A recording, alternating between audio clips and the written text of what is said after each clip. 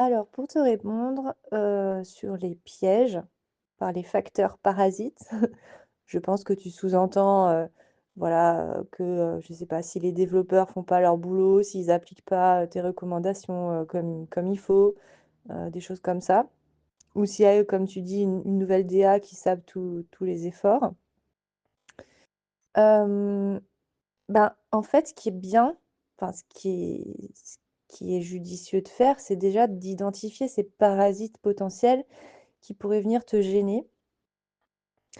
Et aussi d'être vraiment hyper au clair sur quel KPI tu peux sur quel KPI tu peux agir grâce à ton expertise de designer. Donc je sais pas, par exemple, moi, j'ai pas de j'ai pas de crainte à dire que grâce à mon travail, on va pouvoir augmenter le taux de rétention des utilisateurs sur une application. Je sais que j'en suis capable. Je sais que j'ai cette capacité à analyser un parcours utilisateur, à détecter les failles et à améliorer ça et à le tester. Donc faire des tests utilisateurs où je vois tout de suite, si ma proposition, enfin si le remodelage qu'on a fait avec l'équipe, il convient. Si les gens arrivent à l'utiliser, s'ils ont davantage envie de l'utiliser, enfin d'utiliser la fonctionnalité en question. Donc je sais que là-dessus, je peux avoir, un vrai impact sur le taux de rétention des utilisateurs, grâce à mon expertise.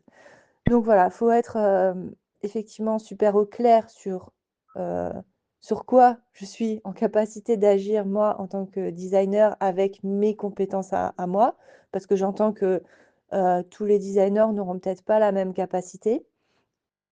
Mais, a priori, quand tu es designer d'expérience utilisateur, tu sais donc, impacter l'expérience d'utilisation et donc tous les KPI liés à l'usage du produit, donc notamment, le taux de conversion, le taux de rétention, pardon, le taux, d'adoption, le le taux de churn, d'abandon.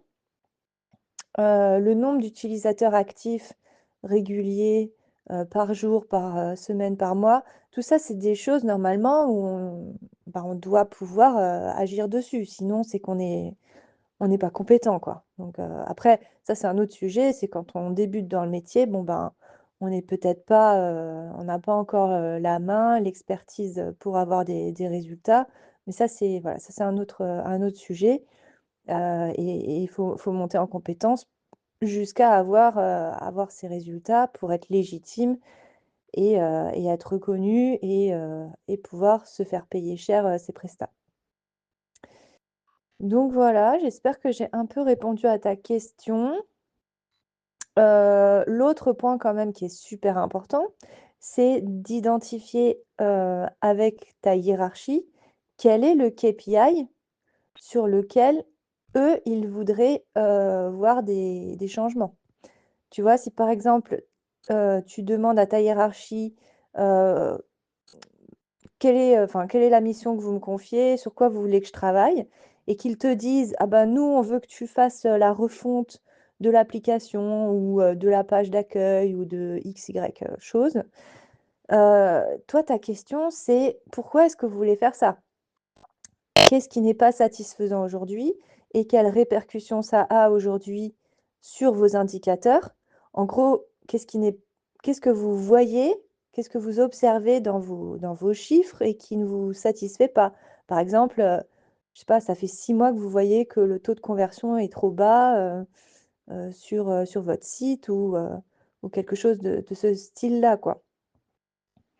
Et donc une fois que tu as, comment dire? Que tu as identifié cette métrique qui les dérange, heu et que tu as pu, identifier donc où est-ce qu'ils en sont aujourd'hui de cette métrique.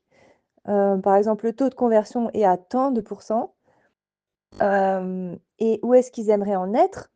Donc il faut vraiment que tu puisses, leur demander où est-ce que vous voulez en être de ce chiffre, heu, idéalement. Donc qu'on te donne un objectif SMART, en fait.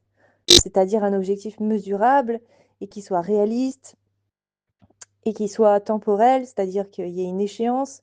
Parce que si c'est pour te dire, on aimerait doubler le taux de rétention, mais qu'on ne te dit pas quand, c'est pas bon. Enfin, c'est comme si quelqu'un te dit, je veux perdre 10 kilos, mais perdre 10 kilos en, je sais pas moi, en 3 mois ou en 1 an ou en 10 ans, c'est pas pareil. Donc voilà, pour ma première réponse à te donner à cette question. Je vais réfléchir encore à ce que je pourrais t'apporter comme élément de réponse.